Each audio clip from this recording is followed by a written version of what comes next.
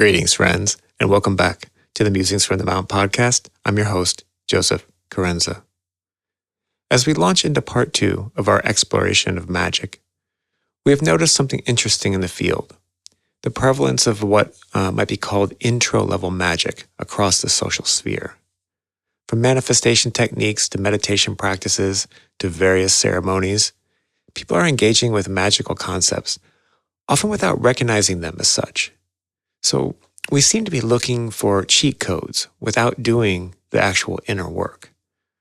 In light of that, today, Michael and I examine why certain esoteric traditions simultaneously describe magical practices while ultimately advising against them. And we also explore what this means for our current evolutionary moment. We'll also explore how the Age of Aquarius is shifting our understanding of co-creation and why the integrated self might be the most powerful magical instrument of all. And we hope you enjoyed the episode. And if you do enjoy this podcast, please consider going to meditationmount.org and donating. Your donation helps us to bring you this podcast, as well as all the other programs the Mount produces, both today and in the future. We're incredibly grateful and honored by your support. Back to the podcast in part 2 of our exploration of black and white magic.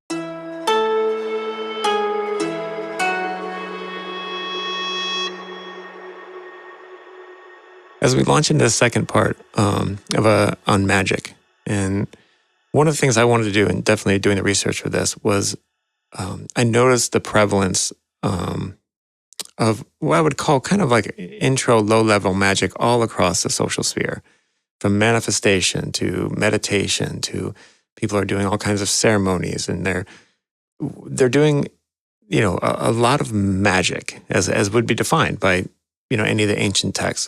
This is magic. But one of the analogies that you've used before when we talk about magic is the sorcerer's apprentice. And so I wanted to maybe just start with there as like, what's happening with in terms of magic, and in 2025, like it seems like we're looking for cheat codes without doing the work. That's a great way of describing it, Joey. Let's step back a couple of paces and look at this. We are entering the Age of Aquarius. Okay. It's governed by the seventh ray. The seventh ray traditionally is the ray of ceremonial magic and order. So the magicians always work with the seventh ray. So it's a ray of synthesis, of pulling things together. It would be only natural that it would stimulate interest in so-called magic or manifestation, creating things, making things happen, because the seventh ray brings things into form. Okay. Therefore, it also creates gangs as well as beloved communities.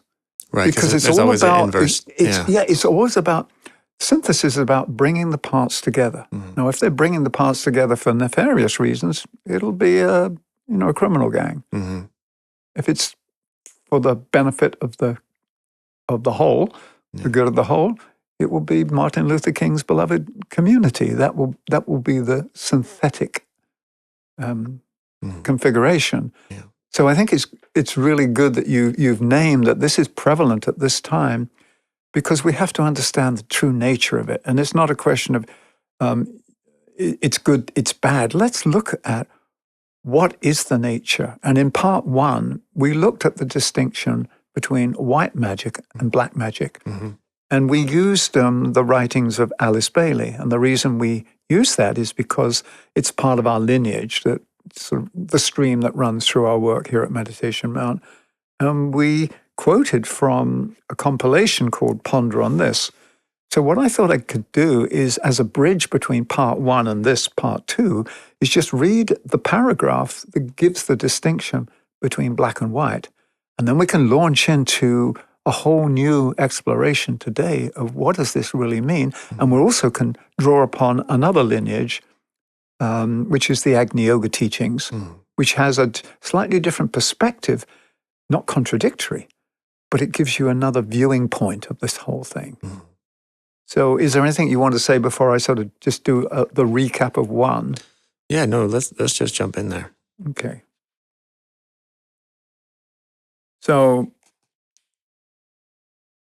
The distinction between the two, the black and white magician, exists in both motive and method and might be summed up as follows. The white magician has for motive that which will be of benefit to the group for whom he is expending his energy and time. The magician of the left-hand path ever works alone, or is, if he at any time cooperates with others, it is with a hidden selfish purpose. The exponent of white magic interests himself in the work of constructive endeavor in order to cooperate in the fulfilling of the destiny of the life of the planet, the planetary logos. The brother of darkness, as it's called, occupies himself with that which lies outside this destiny, with that which is not included in the purpose of the planetary logos.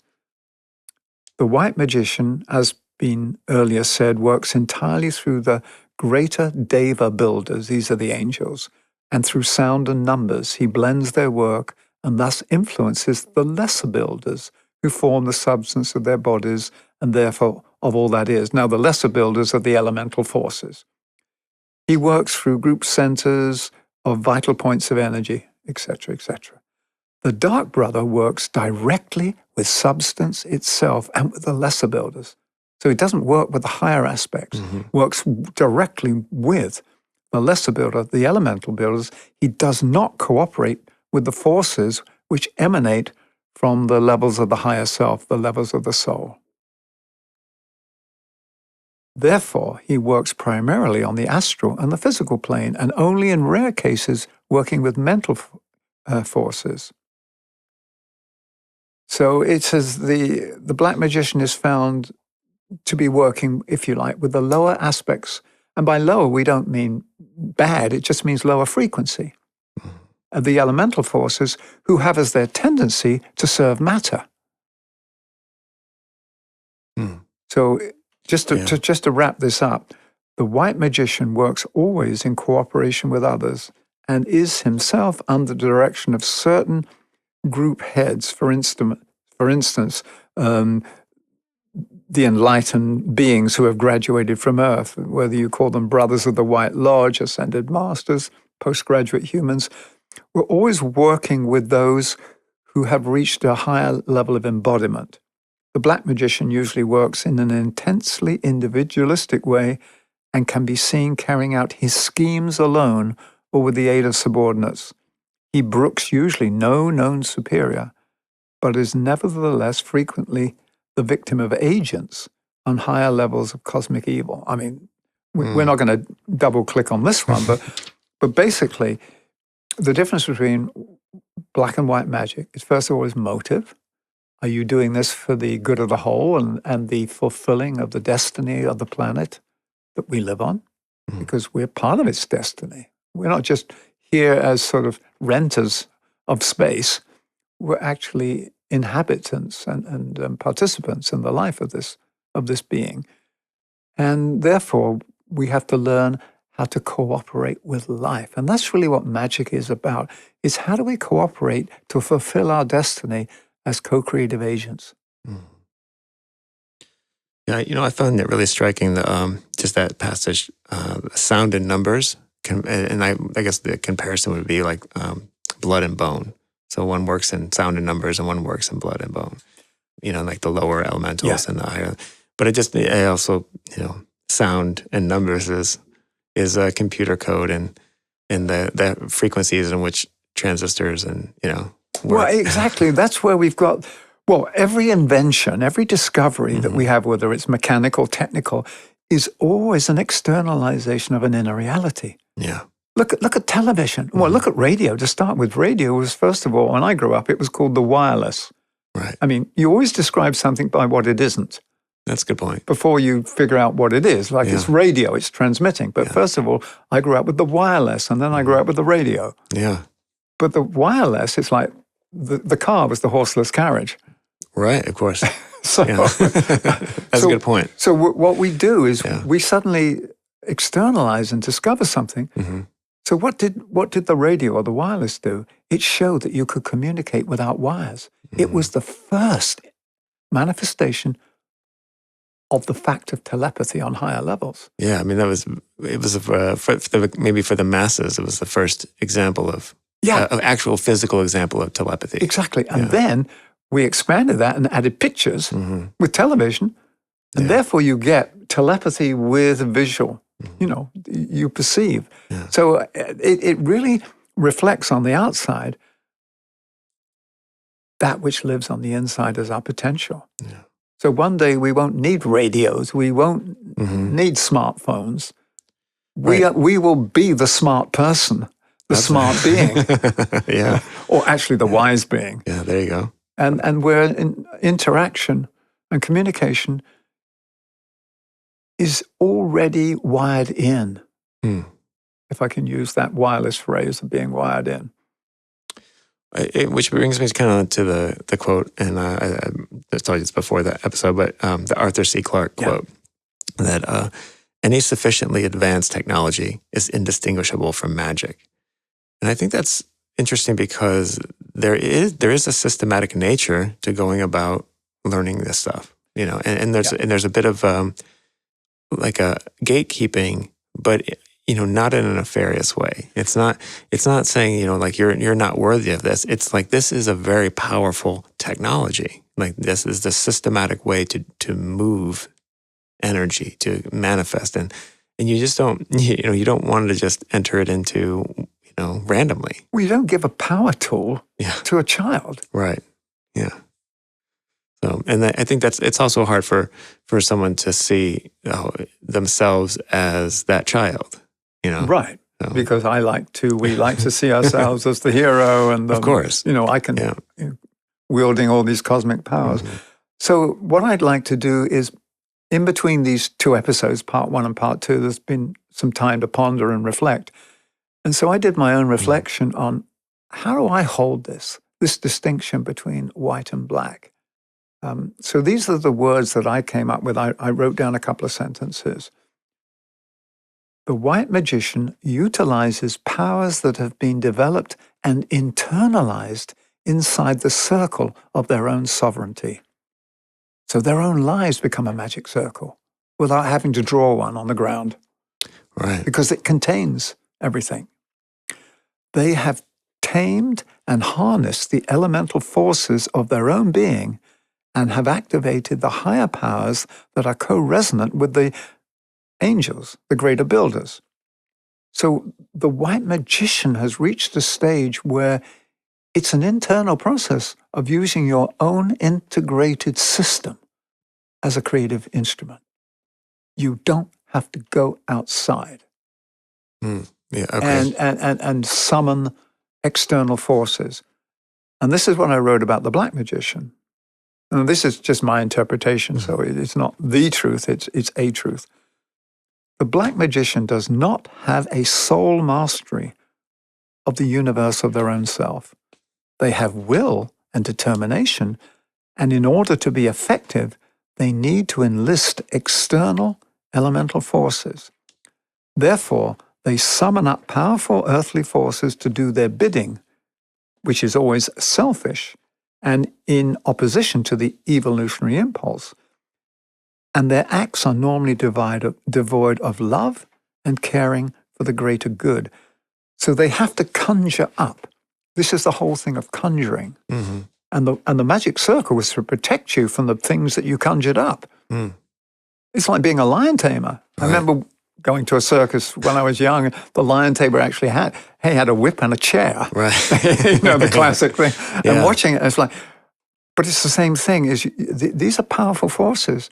And they can eat you alive if you're not in control. Right. The thing with the white magician, they've already tamed and harnessed and made it part of their own being. It isn't an external force. So when I think of an external force, I think of an exoskeleton. You see these, even in the military now, you can wear these exoskeletons and you can lift things and you can be more powerful. But the person inside the exoskeleton is not stronger. They're stronger by virtue of having an external aid. Yeah. And I think for me, that's the distinction between white and black. The white magician is powerful because they are an embodiment a synthesis of the forces. They are an embodiment of integration. The black magician is powerful because they summon up forces. And remember, it's said that the elemental forces appear to be stronger than the angelic forces in this dimension because this is their domain. Right, okay. This is their domain. Yeah. So it gives you the impression that they're all powerful, they're almighty. But when you lift them up into the sky and they meet with some of the cosmic forces, they evaporate. Right, yeah. But when you're in their sandbox, they're the local they're they're the local thugs. Well, but they are programmed to serve matter, and that's a good thing because matter is part of creation, and it contains at its heart, as we've said in several of the episodes, it contains the light of the cosmos inside every atom, and part of evolution is to release that light from the hold of matter, whereas the black magician usually works to increase the hold of matter over the light. So if you had to create a dichotomy, it sounds like we're saying like one thing is the path of the heart and one's the path of the formula. Yes. And so when you find yourself, if you find yourself listening to this episode, you're probably the kind of person that has some passing interest in some of this stuff. So how do you find the proper guidance, guardrails? Like what does this look like in moving towards something like creative meditation? Well, thank you, because creative meditation is a distillation of the rules of white magic given by Alice Bailey. Yeah. But it's not a magician with wearing robes and standing inside a circle. As I say, you stand inside the integrated sphere of your own sovereignty. That's the magic circle. Yeah. So what I'd like to do is take some of the Agni Yoga quotes about magic because they speak to exactly what you just said. And then I'd like to not only equate it to creative meditation, but something else that is now prevalent. It's called subtle activism. That phrase is everywhere now. People involved in subtle activism. You've got social activism, you've got political activism. Then there's the inner workings, the magic of the soul, which is called subtle activism. I'd like to just help clarify what that might be. Gosh, Joey, this is a deep one, and as you say, it's important because it's prevalent in the field. Therefore, we have to get our arms around it and understand what it is, because otherwise we become the sorcerer's apprentice. We set in motion something that we can't stop. Well, I was kind of thinking of it in terms of because I think most people can relate to this. Almost every office has a system administrator who takes care of the computers, and it doesn't mean that the person working in the mailroom or the person working at the desk isn't a good person, but you don't want them mucking around in the code, So there is a certain kind of thing. And now I think what you see is the cat's out of the bag a little bit. Everyone's kind of mucking around with the code a little bit. So things are going to get saucy. It's tempting because it gives you the allure and the false promise of a quick fix. And there is something to manifestation too. It can kind of work. You could say it more as just that you're focusing, more of your time and attention on the thing that you want to do. And if you were to do that anyway, if you practice playing piano, you're probably going to get better playing piano. Yes. So. Well, that's my idea by practicing guitar every day that I'll get better. I keep telling myself that too, but it's been 20 years. So when I was at the Findhorn community in northern Scotland, we had some people there who were very skilled. I've mentioned this person before, Robert Ogilvie Crombie, ROC Rock. He was a trained magician in the tradition of the Golden Dawn. We had another person there, David Spangler, who was very, very adept at working with subtle forces. And we learned about what to do and what not to do. And therefore, it was a great training. And what I've learned over the years is that you have to respect all these forces because they are real. So how do you enlist their help? How do you work with them? First of all, you have to create a level of maturity inside yourself that can be in relationship with them. So you're not trying to govern them and rein them in like a wild animal, and you're not subservient to them and doing their bidding. It's how do you create right relationship with these forces? So what I'd like to do is read from the Agni Yoga, because it talks about the distinction between working with the higher and working with the lower. And by higher and lower, we're talking about frequency here. And the reason we work with the higher, because we're on the path of evolution, where it's going back to a higher frequency, returning to the true state of origin. It went down into the depths of matter to discover itself, because it also is matter. Mm.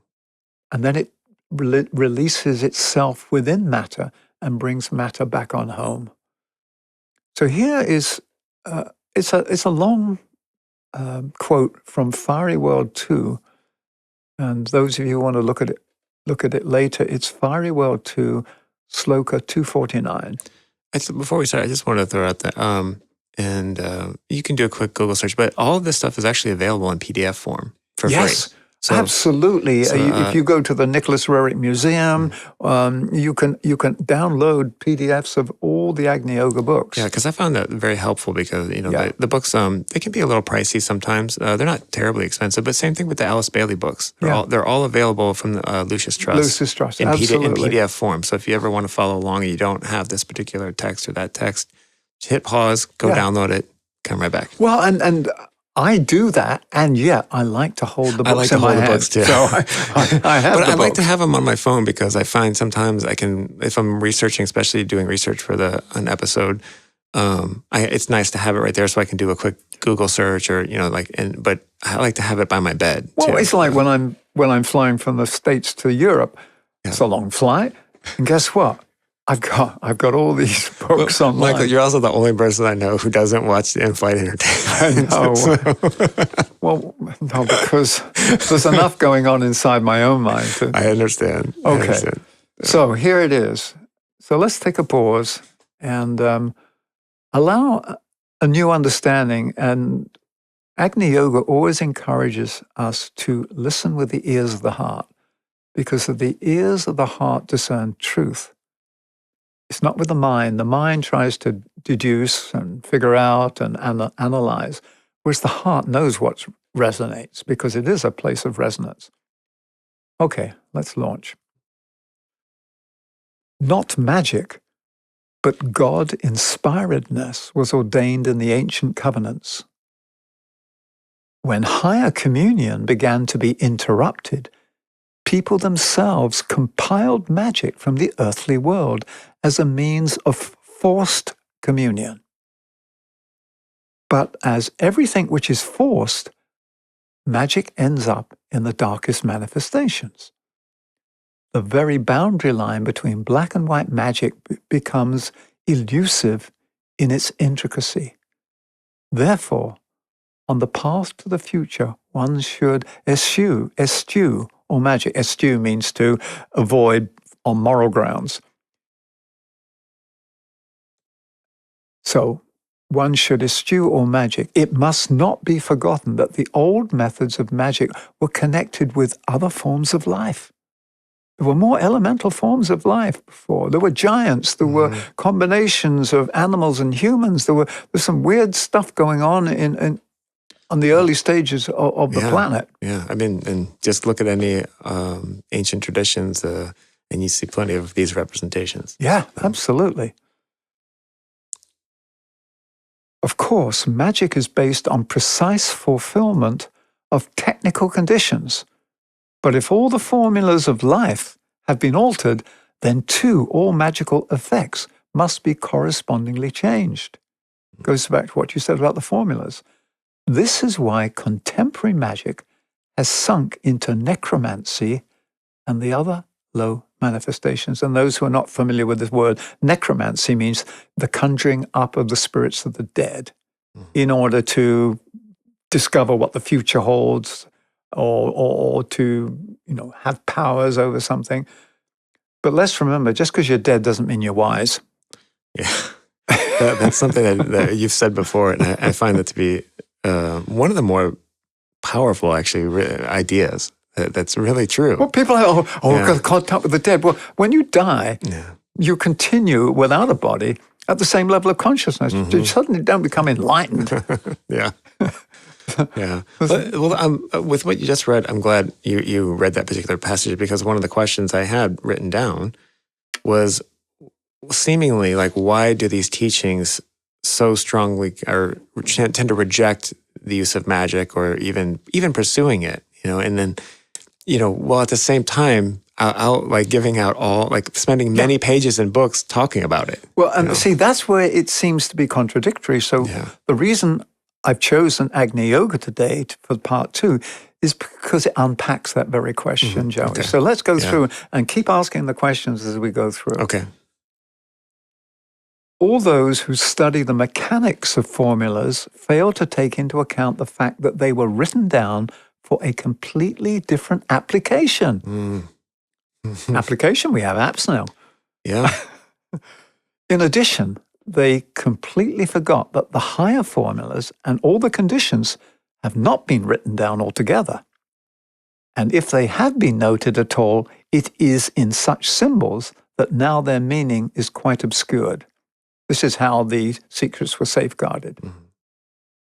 Yeah. Thus, contemporary studies of magic either amount to senseless scholastics, or else, flowing down, they lapse into the black mass. Therefore, we speak much needed words in advising the abolition of magic. I mean, that's a strong statement. Yeah, that's kind of what that's, you get that feeling as you read these traditions, you get the feeling that they're saying, no. Like, you can read about this here, but that's it. Yeah, and not anymore. Yeah.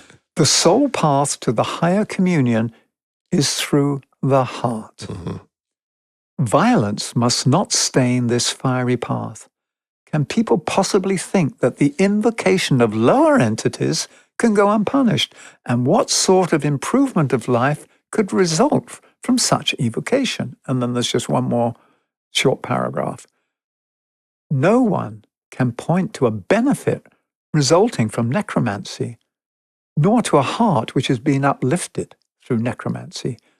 One must turn to the short and higher path, which will bestow health of spirit, and then comes the bodily health. The abolition of magic will be a white stone on the path of the world. That's our opening statement from Agni Yoga. Well, as with all things Agni Yoga, it's fiery and large. To the point. To the point. Yeah. Because it's a first-rate teaching, whereas we talked about DK, the Tibetan is on a second ray. So it has a different quality about it. Absolutely, it does. Yeah. It's about helping you understand, and it's unraveling and helping. The first-rate teaching of Agni Yoga for me is a direct fiery transmission, and it hits you sometimes like a bolt of lightning. Yeah, it's like the third rail on a train track or absolutely metro. So here it goes. Now it doesn't backtrack, but it goes. Oh, by the way, the expulsion of magic does not mean interruption of the manifestations of the subtle world. Okay, so it just says no. It does. So we're not saying that, but what are we saying? And this is another quote. The purification of religions predicates a new direct relation with the spiritual world. Christ, Buddha, and their closest co-workers did not use magic formula, but acted and created in full blending with the Spirit. I and the Father are one. Whatever. So once again, it's the fully integrated and aligned inner universe of self that then can work with the fully aligned and integrated universe of the cosmic self. Yeah. But there's that line, one of the lines I found was, above all formulas stands the energy of the heart. It's like, so it's rides above all of that. Absolutely. So he goes on to say, just to complete this one, therefore, in the new evolution of the former artificial methods, they must be abandoned. So you abandon the former artificial methods, Remember cause and effect.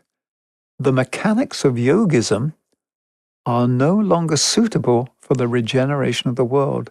A teacher who sits under a tree and forbids does not conform to the need. Hmm. Because that was their tradition for a long time. Yeah. And then he answers the question that you sort of posed just a couple of minutes ago. You will ask why I speak against magic when I myself am pointing out the cementing of the space, the significance of the influence of a circle, and other conditions which remind one of magic. Mm. Then he answers his own question. But the difference is that magic seeks a substitute for life, while we teach to ameliorate the existence by taking advantage of the possibilities of life itself. I'm going to read that again because I'm still digesting that one, Yeah, Joey. I am too. When I read that the first time, I didn't even know what to write down for my note. And I need to read it again to get some more out of it. You will ask why I speak against magic when I myself am pointing out the cementing of the space, the significance of the influence of a circle, and other conditions which remind one of magic. But the difference is that magic seeks a substitute for life, while we, the masters of wisdom, teach to ameliorate the existence by taking advantage of the possibilities of life itself. So you're actually entering into a generative, co-creative relationship with life. And you can only do that if there is a wholeness existing inside of you. Mm-hmm. So you don't need to, there's nothing missing. You don't need to fill yourself with missing pieces, which are normally what people conjure up from the outside. Mm-hmm. And then he sort of puts an emphasis on this in the next sentence. It is right to consider initiations, meditation, and concentration superfluous practices. These concepts must be expressed in one's actions. All artificial magic must be left behind. Mm. Doesn't mean you mustn't meditate, but you can't stop there. It's applied meditation. Okay. And this is what creative meditation here at Meditation Mountain is about. Exactly. It's the applied use of harnessing the power of focused thought in a group and the power of the heart to create the images and the memes for a new society that you then magnetize as seeds and give birth to, etc. So this Agni Yoga is basically saying, no, we don't do this anymore. Mm-hmm. This is how we do it. Because this is the true way. This is how you had to do it before you reached a point of inner integration. Mm-hmm. And I like that he definitely clearly states that was the tradition, because it was. It was. And that, now that we're entering, I think it makes it relevant is now we're entering into this new era. And what does that look like? Because it's less specific about that. It's very specific about how it was. But like, how do we know that we're making sure that we're not using too many cheat codes here? Well, because a cheat code means that you're using a formula that you have not yet embodied. Right, like you didn't come up with a cheat code. You didn't figure it out. No. Yeah. So what does open source say about our ability to create together? I I love open source for many reasons, but I think that's exactly right. I think that's the key. That's group magic. Yeah. It's also why Bitcoin works, but yeah, no, it's exactly that. It's where you're showing your code, you're showing in math parlance, you're showing your work. So I didn't realize how powerful these Agni Yoga quotes would be because they really are. So I'd like to continue, and maybe this is the thread we follow during this part too, because they somehow bring us to the present day while acknowledging the past. Yeah. What is so inimical to evolution as the petrified formulas of magic? The astral world has been separated from the physical world, most of all by the ways of magic. Because what we did, we went into the astral world, the astral substance, and that's where we drew a lot of the strength, and that's where a lot of the beings lived that we called upon. So the astral world has been separated from the physical world, most of all by ways of magic. Of course, possession is often the result of magical invocations. Mediumism is the bedfellow of magic. The magic formulas that have been given out to the public are intentional distortions. In them, some things are missing that were reserved for oral transmission. Certainly, a yogi is the very opposite of a magician. A magician stands on petrified formulas. A yogi constantly inhales the fresh new breath of cosmos. That's a lovely sentence. A magician stands on petrified formulas. A yogi constantly inhales the fresh new breath of cosmos. The one is old at birth. The other is always young, throughout all changes in his life. The one attempts to strike with words not of his own making. The other smites with his free thought. So there's cheat code. Yeah. And, Yeah, there is. the one defends himself with pitiful pinpricks. The other is shielded just by the armor of his glance. Yoga has nothing in common with magic. I mean, he's really drawing a line under this one. Yeah. For good reasons, because if we go down this path, because we're now powerful, we could upset the balance. Yeah. I mean, it's not an exact analogy, but it did remind me of, there was a time in the early iPhone days when it was really locked down and there was open source kind of attempts to jailbreak it so you could run your own apps. But if you didn't really know what you were doing, like myself, you ended up with a bunch of phones that were bricked, So, so I would always try to work on like an old phone that I wasn't using anymore. And, sometimes you get some things working, but but somewhere there's some guy somewhere that figured it out and like put out something. But they always do seem to kind of leave out some key part that if you don't know, you don't know. So. Right. Okay. So here's another hint.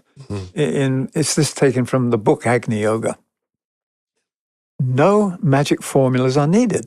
The purifying of consciousness alone will propel the psychic energy in the right direction. So when you purify your consciousness and develop your ability to have an integrated system inside yourself, you're going to be in alignment with something greater, and it will propel you in that direction because you're all moving together as one co-creative pulse. Yeah. This next one uses some examples, which I think is fine. This is taken from Heart. I know we're sort of churning right along here. Hopefully it's not too quick for the people listening, but let's just take it down a notch, slow it down. Magic is like a massage. A massage artificially limits and restores the forms of the body and circulation of the blood. Magic also artificially connects and restores the communion with the invisible world. Massage is not necessary for a normal organism. Magic is not necessary for a developed spirit. That encapsulates what we've just been trying to say. Right. Okay? Massage is concerned with unhealthy organs. Magic propounds the teaching of conditions of palliatives without opening the simplest approach to the higher world. When beginning massage, it is necessary to increase it, otherwise the tissue will be threatened with abnormal growth and destruction. Turning to magic, it is necessary to increase its conquest, otherwise the elements will begin to press the retreating one.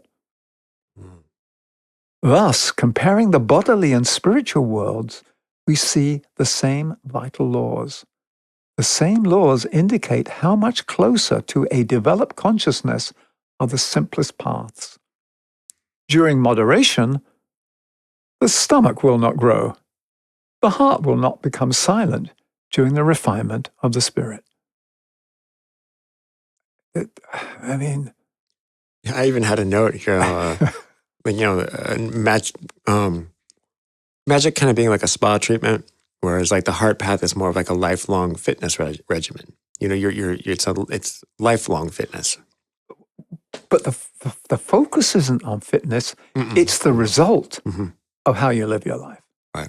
So you're not going to the gym, but because you're exercising your gift of service to life, that is your exercise. Right.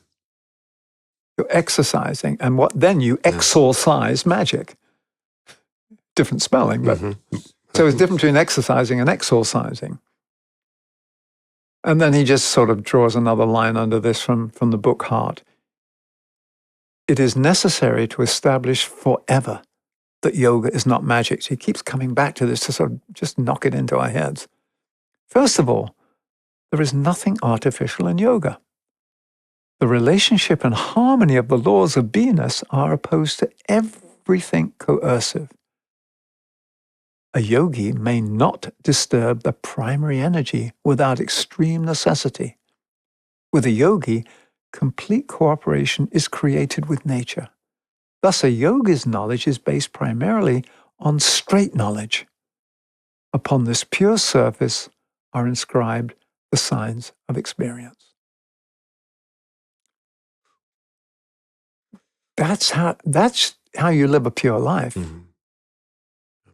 It's interesting that he addresses, because this was, if I'm not mistaken, this is written in a period between 1930 and... Well, this is 1932, Okay. This quote was written. Right.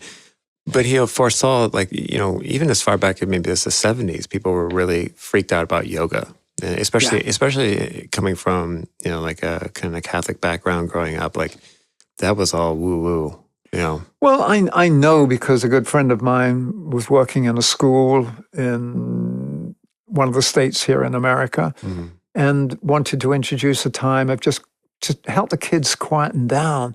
So let's have a couple of minutes of just mindfulness, of meditation. And then there were some people who they were from the religious Christian right on the school board who opposed it by saying, if you ask the children to empty their minds, an empty vessel is the devil will enter. Mm-hmm. And it got thrown out. But it was an attempt to allow the children to come to rest, to come to their own center. It wasn't to open themselves up to the devil. Mm-hmm. And this is the fear of magic that still lives subconsciously. Yeah. There's a trauma. I mean, look at the sinking of Atlantis.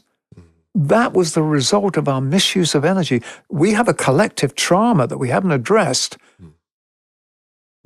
that is in our collective body through the destruction of Atlantis. Yeah. Now, that's not often spoken of, and that's I haven't read that, but that's just my sense when I have that same sense. So I think it's and there is interesting that there is such a focus on trauma and how you have to process it and go through it, and how you are not just doing it for yourself selfishly. You are actually breaking a generational trauma that most people think, oh, it's my parents, my grandparents. But what you don't realize is you're part of a lineage that goes all the way back to this Atlantean trauma. Wow. And then it says in the Bible, the sins of the father shall be visited on the fourth, fifth generation. Mm-hmm. Well, because of reincarnation, we may be the recipients of we can be the children of the, we just, because it keeps on rolling along until we put a stop to it, right. Which is what he's saying here. Mm-hmm. And by he, we're talking about the Master M. So Master Moria, who's the head of the first Ray Ashram, Master DK is working in the second Ray Ashram. Mm-hmm. His teaching contains this. And maybe we'll just wrap up the Agni Yoga quotes with one more. This is taken from Fiery World Book 2, written in 1934 as well. It may be asked, wherein lies the chief harm of black magic? Over and above personal injury, must there also be cosmic damage? Precisely so. The lower conjurations create the utmost harm through the mixture of the elements and the invocation of portions of chaos. One must picture to oneself how in this manner entities of the lower strata obtain access into forbidden spheres and continue to work harm on a broad scale.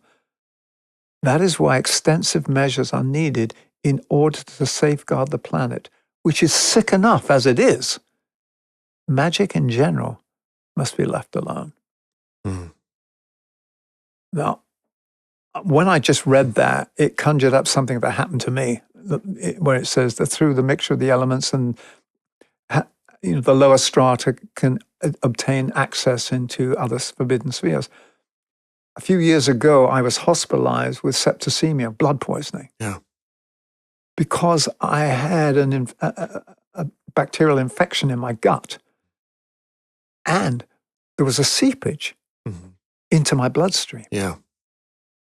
And I was in hospital, and they tried everything, all the antibiotics. And in the end, there was only one antibiotic they could find that would treat it. All the others didn't touch it. And this antibiotic had to be given intravenously. So I was on an antibiotic drip for a week. Wow. And I was running 104 fever. Yeah, that's rough. Just because there was a perforation between that which needed to be separated.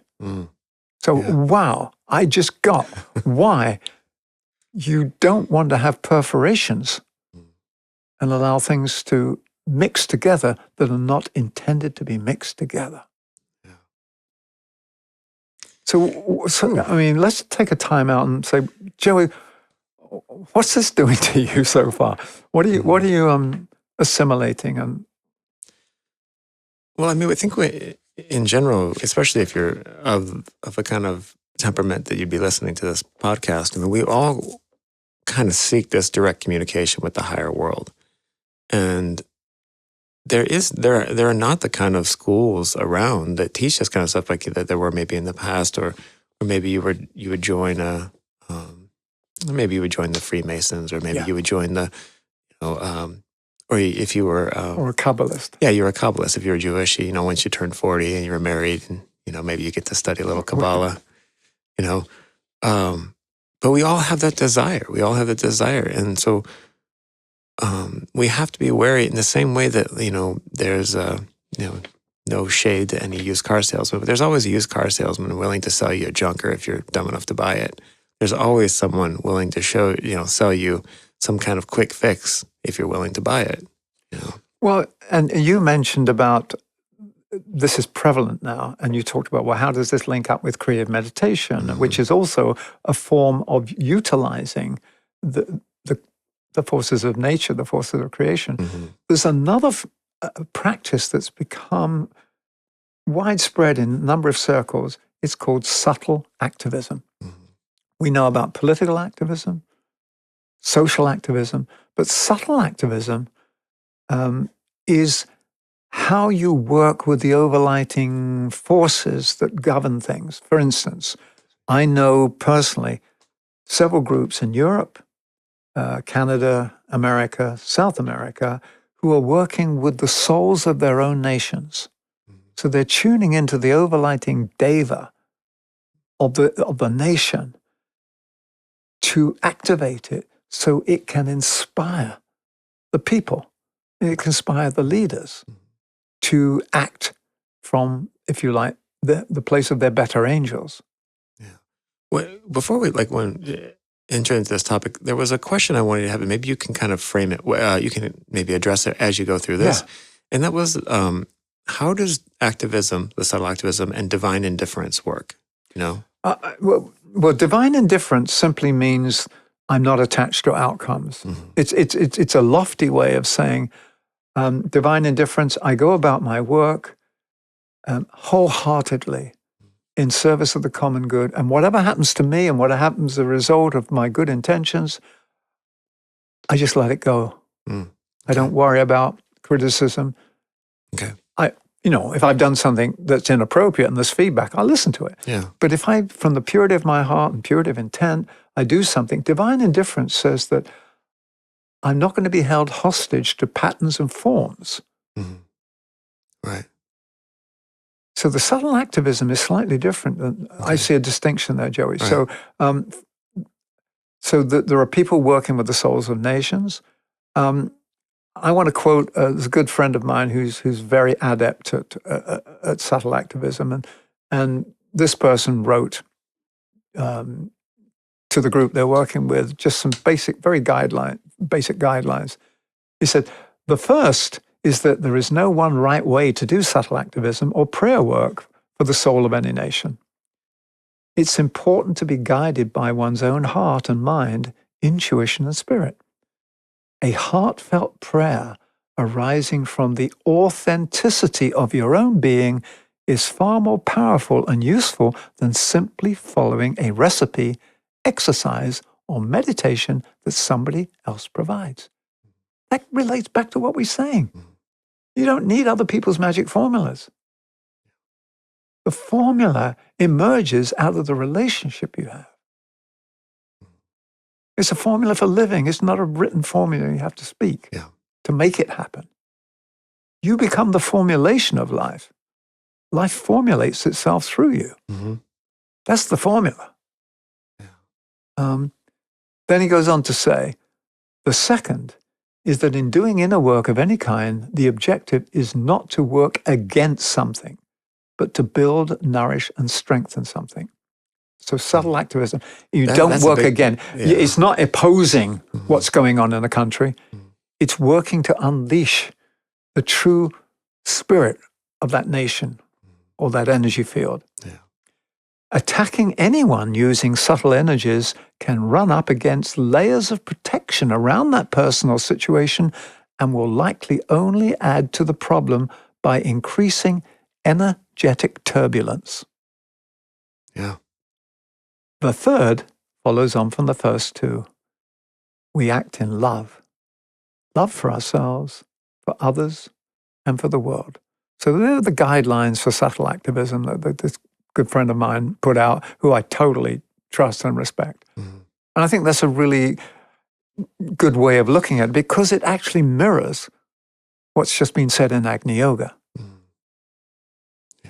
How is that the concept of fiery service in Agni Yoga, is that aligned with that, or is that slightly different? Fiery service is your line with the highest destiny of the planet, because in Agni Yoga, there are three levels. There's always three levels to everything. There's the spirit, the soul, there's personality.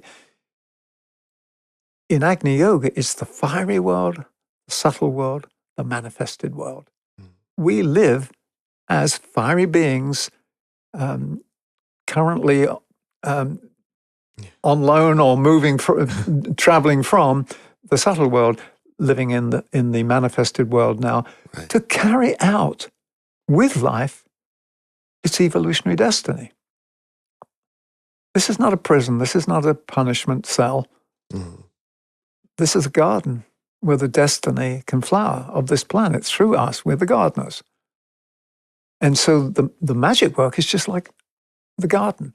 And I remember when I was helping to run a garden school in Scotland, I was very clear. People say, well, what vegetables do you grow?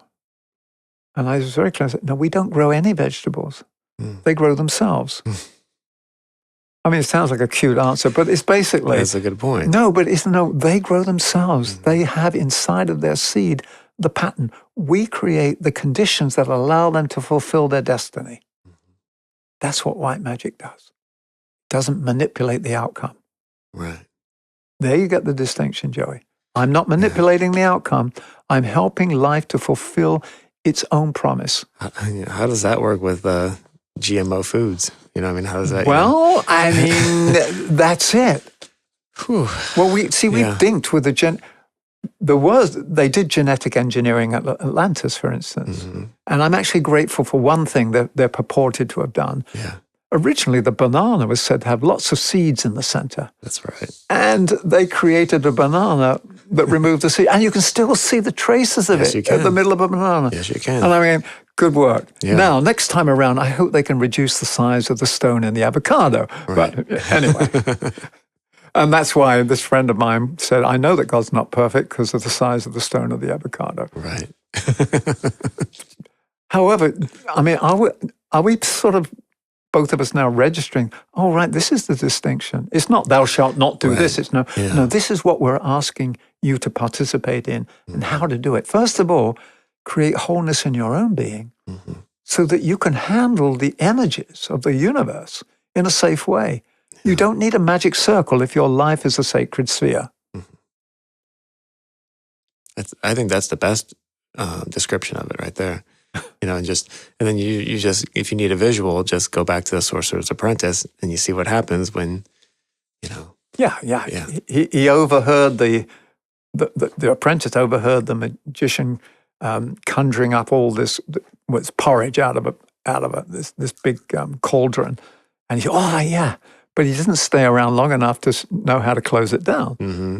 So he could open it up but not close it down. Yeah. That's the danger with messing with the lower elementals. You may be able to open them up, but can you control them? Can you ask them to go back to where they came? Mm-hmm. Or do you have uninvited guests for the rest of your life?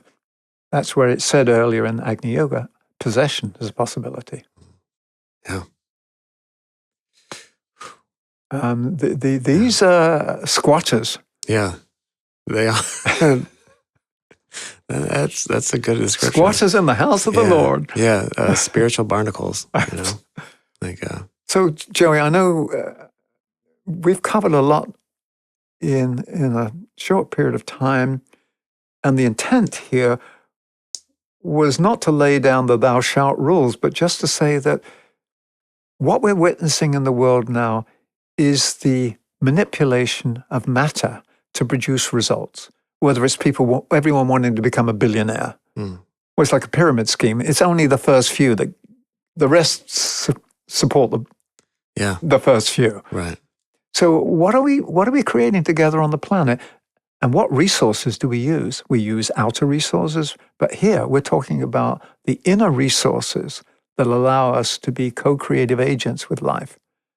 And over the course of history, it's been called magic. Now we're not calling it magic.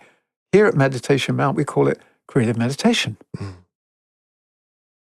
we're using the power of our thought to dream up what we are impressed with, not just what we think we'd like to have, but we're open to receive the impressions that is imprinted in the seed of the earth itself, its destiny. And then we capture part of that and say, oh, we can grow that part. And this is what it might look like.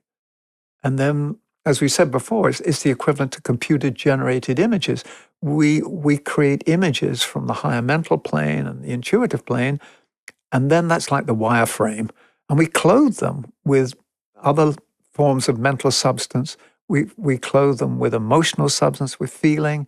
And then if they need to be precipitated into the dense form, we actually choose the materials to allow them to appear. So the whole thing is, how do you bring an ideal and a dream from the inside to realize it on the outside? That is really what magic does. And the true magic is when we are realizing the ideal held within the heart and mind of the Creator. Yeah. Not our own distorted, temporary dreams of, I'd love to be a billionaire, I'd like to have all these goodies, and luxury, like to live in luxury. Yeah, I think for me, one of the things I really take away from doing the research for this episode was moving from walking the path alone to walking the path together. Yeah. And that creates when you're doing that group meditation, group endeavor, it creates that circle. Right. So you're able to balance in each other, and you're able to, almost create like a checks and balances, but more and more, it's more about balancing. It's about balancing, but it's about a larger sphere of integration. Mm-hmm. Yeah. So if I stand as the one magician, and I've got an integrated system that I'm operating from, how much more powerful is it when I join with others to create an integrated and aligned group field, which then is the instrument of bringing through the dream and realizing it. Yeah. So self-realization isn't just an aha, oh, now I understand what life is. It's actually helping to be a co-creative agent and help to realize the dream of life itself. So it's two things. It's self-realization, it's the awareness of, but it's also the ability to give birth to make real, which is what manifestation is. And the final thing I'd like to say, there is a big difference between manipulation and manifestation. What we're witnessing at the moment is often the manipulation of forces. We're not using them to manifest it for the good of the whole. Right. Yeah. And when you have manipulation, as Master M said, just recently, as we quoted, it leads to darkness and to the black mass. Yeah, it sure does. So any final thoughts, Joey? I mean, this is, wow. Yeah, just in there that when you're talking about self-realization, I just keep going back to that, and you realize that there's no self, and then it kind of makes sense. When you realize that you are part of a bigger whole, it's a non-dualistic idea. Well, it's a non-dualistic idea used in the mechanics of dualism to create the forms, right? To reveal the one. Mm-hmm. Yeah, That's what magic is. It's the revelation of the promise of life. Mm-hmm. Do we want to be part of it? Yeah. Okay, we're all in. That's right. But not through magic, but through wholehearted beingness. And well, that's about all that I have to ponder on this time. It's been a powerful part too. I didn't know what to expect. Yeah, I didn't either. But I really enjoyed doing the research specifically for this episode, just because, it's, we work at a spiritual center here, so we're involved in that. But then you look around and everyone is, I think, desirous of a more intense and beautiful connection with whether they consider it God or however you put the label on it. We all want a deeper connection. And if I have a trauma deep in my life, it's going to twist and distort my ability to express that pure intent, and therefore it will come out askew. Mm-hmm. So I believe that the heart of humanity, there is goodness, but our capacity to express that goodness is currently hindered. We're incapacitated by trauma or by conditioning, or we haven't created that integrated and aligned wholeness called the universe of self, mm-hmm. which is a prerequisite for the new work of magic, which we're not calling magic, we're calling it co-creative participation in life. Mm-hmm. That's right. Thank you, Joey. Well, thank you, Michael. And to be continued. That's right. All right. Thanks again. Thank you.